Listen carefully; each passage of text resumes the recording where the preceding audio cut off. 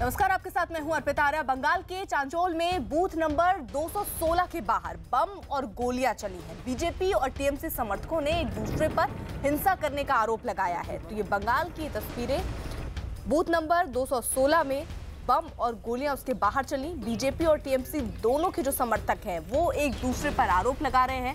BJP का कहना है कि टीएमसी के कार्यकर्ताओं ने उन पर हमला किया। उसके बाद टीएमसी के कार्यकर्ता कह रहे हैं कि बीजेपी के कार्यकर्ताओं ने हमला किया। तो ये पहली दफा नहीं है, बंगाल में स्थिति तकरीबन यही रही है। बीजेपी और समर्थक और टीएमसी समर्थक आपस में कई बार भिड़े हैं और एक बार फिर से आज के दिन बंगाल के चांचौल में बूथ नंबर 216 के बाहर बम और गोलियां चली।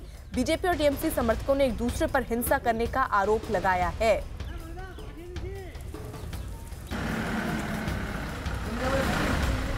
पश्चिम बंगाल के मालदा में ये हिंसा, हालांकि वहां सुरक्षा बल तैनात है और जिस तरीके से स्थिति को काबू में करने की कोशिश वहां पर हो चुकी है।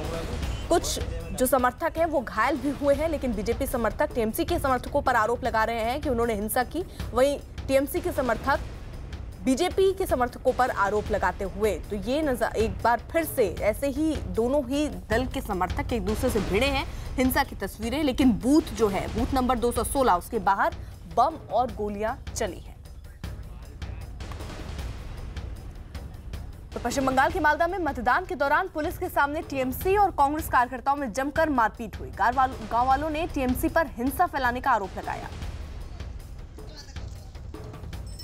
तो ये मारपीट जो हुई उस दौरान हुई जब पुलिस भी वहां पर मौजूद थी। पश्चिम बंगाल के मालदा में मतदान हो रहा था और मतदान के दौरान ही पुलिस के सामने टीएमसी और कांग्रेस के कार्यकर्ताओं में जमकर मारपीट हुई। इससे पहले जो हमने आपको तस्वीरें दिखाई थी उसमें बीजेपी के समर्थक और टीएमसी के समर्थक आपस में भिड़े थे, लेकिन यहां मालदा की बात हम कर रहे हैं जहां पर टीएमसी और कांग्रेस के कार्यकर्ताओं में जमकर मारपीट हुई और उस वक्त वहां पुलिस भी मौजूद थी। पुलिस के सामने ही दोनों ही कार्यकर्ता आपस में भिड़ गए, जमकर मारपीट एक दूसरे पर हुई। गांव वालों ने टीएमसी पर हिंसा फैलाने का आरोप लगाया। जो लोग, स्थानीय लोग, उनसे बातचीत हुई उस दौरान उन्होंने बताया कि पहले टीएमसी के जो कार्यकर्ता हैं उन्होंने हिंसा फैलाने की कोशिश की, जिसके बाद कांग्रेस और टीएमसी के कार्यकर्ता आपस में भिड़ गए। हालांकि पुलिस वहां पर उस वक्त मौजूद थी। बाद में स्थिति को संभालने की कोशिश पुलिस के द्वारा जरूर की गई।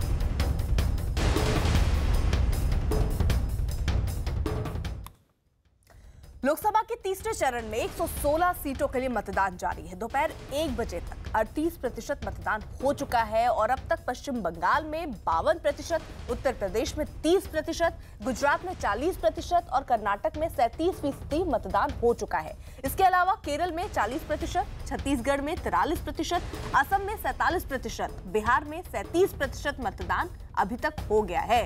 मतदान के दौरान पश्चिम बंगाल